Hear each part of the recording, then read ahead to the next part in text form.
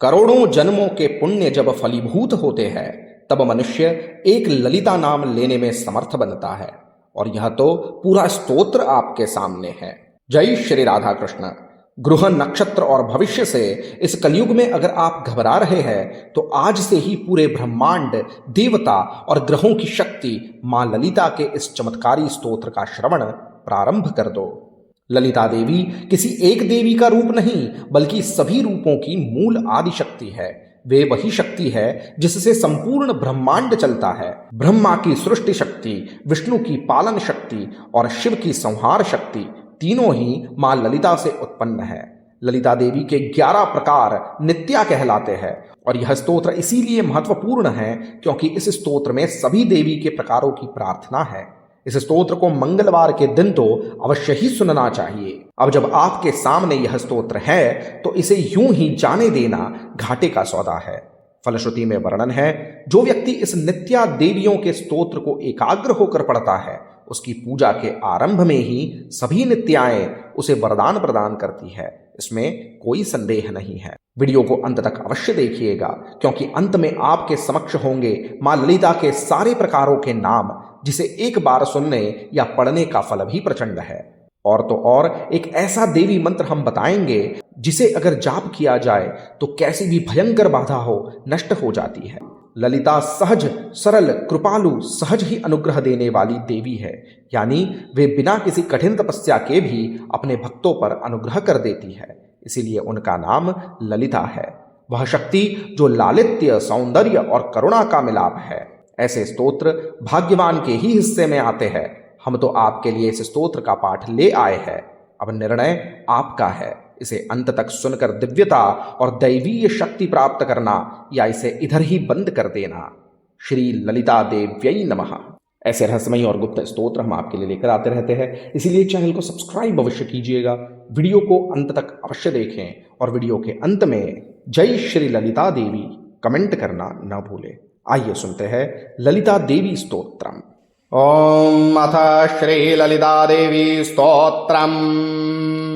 गणेश ग्रह नक्षत्र योगिनी राशिरूपिणीं देवीं मंत्रमयीं नौमि मातृका पीठरूपिणीं प्रणमामि महादेवीं मातृकां परमेश्वरीं कालह्रल्लोहलोल्लोह कलानाशनकारिणीं यदक्षरैकमात्रेऽपि संसिद्धे स्पर्धते नरः रवितार्क्ष्येन्दुकन्दर्पैः शङ्करानलविष्णुभिः यदक्षरशशिज्योत्स्ना मण्डितं भुवनत्रयं वन्दे सर्वेश्वरीं देवीं महाश्रीसिद्धमातृकां यदक्षरमहासूत्र प्रोतमेतज्जगत्त्रयम् ब्रह्माण्डादिकटाहान्तं तां वन्दे सिद्धमातृकां यदेकादशमाधारं बीजं कोणत्रयोद्भवं ब्रह्माण्डादिकटाहान्तं जगदद्यापि दृश्यते अकचादितटोन्नद्ध पयशाक्षरवर्गिणीं ज्येष्ठाङ्गबाहुहृत्कण्ठकटिपादनिवासिनीं नौमीकाराक्षरोद्धारां सारात् सारां परात्परां प्रणमामि महादेवीं परमानन्दरूपिणीम् अथापि यस्या जानन्ति न मनागपि देवताः केयं कस्मात्त्वक्वकेनेति सरूपा रूपभावनां वन्दे तामहमक्षय्यां क्षकाराक्षररूपिणीं देवीं कुलकलोल्लोल प्रोल्लसन्तीं शिवां परां वर्गानुक्रमयोगेन यस्याख्योमाष्टकं स्थितं वन्दे तामष्टवर्गोत्थ महासिद्ध्यादिकेश्वरीं कामपूर्णजकाराख्य सुपीठान्तरन्निवासिनीं चतुराज्ञाकोशभूतां नौमि श्रीत्रिपुरामहम् एतत् स्तोत्रं तु नित्यानां यः पठेत् सुसमाहितः पूजादौ तस्य सर्वास्ता वरदः स्युर्न संशयः। गणेश ग्रह नक्षत्र योगिनी राशिरूपिणीं देवीं मंत्रमयीं नौमि मातृका पीठरूपिणीं प्रणमामि महादेवीं मातृकां परमेश्वरीं कालह्रल्लोहलोल्लोहकलानाशनकारिणीं यदक्षरैकमात्रेऽपि संसिद्धे स्पर्धते नरः रवितार्क्ष्येन्दुकन्दर्पैः शङ्करानलविष्णुभिः यदक्षरशशिज्योत्स्ना मण्डितं भुवनत्रयम् वन्दे सर्वेश्वरीं देवीं महाश्रीसिद्धमातृकाम् यदक्षरमहासूत्रप्रोतमेतज्जगत्त्रयम् ब्रह्माण्डादिकटाहान्तं तां वन्दे सिद्धमातृकाम् यदेकादशमाधारं बीजं कोणत्रयोद्भवम् ब्रह्माण्डादिकटाहान्तं जगदद्यापि दृश्यते अकचादितटोन्नद्धपयशाक्षरवर्गिणीं ज्येष्ठाङ्गबाहुहृत्कण्ठकटिपादनिवासिनीं नौमीकाराक्षरोद्धारां सारात्सारां परात्परां प्रणमामि महादेवीं परमानन्दरूपिणीम् अथापि यस्या जानन्ति न मनागपि देवताः केयं कस्मात्त्वक्वकेनेति सरूपारूपभावनां वन्दे तामहमक्षय्यां क्षकाराक्षररूपिणीं देवीं कुलकलोल्लोलप्रोल्लसन्तीं शिवां परां वर्गानुक्रमयोगेन यस्याख्योमाष्टकं स्थितम् वन्दे तामष्टवर्गोत्थ महासिद्ध्यादिकेश्वरीं कामपूर्णजकाराख्य सुपीठान्तरन्निवासिनीं चतुराज्ञाकोशभूतां नौमि श्रीत्रिपुरामहम् एतत् स्तोत्रं तु नित्यानां यः पठेत् सुसमाहितः पूजादौ तस्य सर्वास्ता वरदः स्युर्न संशयः। गणेश ग्रह नक्षत्र योगिनी राशिरूपिणीं देवीं मन्त्रमयीं नौमि मातृकापीठरूपिणीं प्रणमामि महादेवीं मातृकां परमेश्वरीं कालह्रल्लोहलोल्लोहकलानाशनकारिणीं यदक्षरैकमात्रेऽपि संसिद्धे स्पर्धते नरः रवितार्क्ष्येन्दुकन्दर्पैः शङ्करानलविष्णुभिः यदक्षरशशिज्योत्स्ना मण्डितं भुवनत्रयम् वन्दे सर्वेश्वरीं देवीं महाश्रीसिद्धमातृकाम् यदक्षरमहासूत्रप्रोतमेतज्जगत्त्रयम् ब्रह्माण्डादिकटाहान्तं तां वन्दे सिद्धमातृकाम् यदेकादशमाधारं बीजं कोणत्रयोद्भवम् ब्रह्माण्डादिकटाहान्तं जगदद्यापि दृश्यते अकचादितटोन्नद्धपयशाक्षरवर्गिणीं ज्येष्ठाङ्गबाहुहृत्कण्ठकटिपादनिवासिनीं नौमीकाराक्षरोद्धारां सारात्सारां परात्परां प्रणमामि महादेवीं परमानन्दरूपिणीम् अथापि यस्या जानन्ति न मनागपि देवताः केयं कस्मात्त्वक्वकेनेति सरूपारूपभावनां वन्दे तामहमक्षय्यां क्षकाराक्षररूपिणीं देवीं कुलकलोल्लोलप्रोल्लसन्तीं शिवां परां वर्गानुक्रमयोगेन यस्याख्योमाष्टकं स्थितम् वन्दे तामष्टवर्गोत्थ महासिद्ध्यादिकेश्वरीं कामपूर्णजकाराख्य सुपीठान्तरन्निवासिनीं चतुराज्ञाकोशभूतां नौमि श्रीत्रिपुरामहम् एतत् स्तोत्रं तु नित्यानां यः पठेत् सुसमाहितः पूजादौ तस्य सर्वास्ता वरदः स्युर्न संशयः।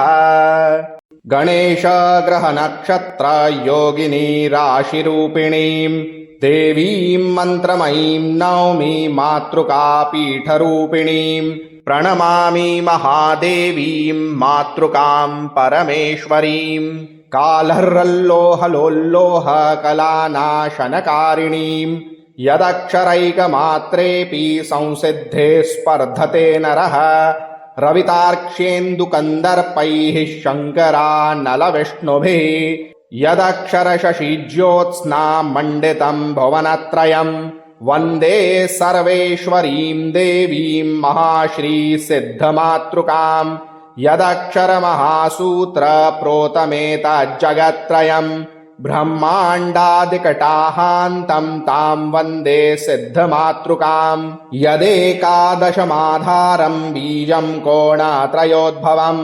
ब्रह्माण्डादिकटाहान्तं जगदद्यापि दृश्यते अकचादितटोन्नद्ध पयशाक्षरवर्गिणीम् ज्येष्ठाङ्गबाहुहृत्कण्ठकटिपादनिवासिनीम् नौमीकाराक्षरोद्धारां सारात् सारां परात्परां प्रणमामि महादेवीं परमानन्दरूपिणीम् अथापि यस्या जानन्ति न मनागपि देवताः केयं कस्मात्त्वक्वकेनेति सरूपारूपभावनां वन्दे तामहमक्षय्यां क्षकाराक्षररूपिणीं देवीं कुलकलोल्लोलप्रोल्लसन्तीं शिवां परां वर्गानुक्रमयोगेन यस्याख्योमाष्टकं स्थितम् वन्दे तामष्टवर्गोत्थ महासिद्ध्यादिकेश्वरीं कामपूर्णजकाराख्य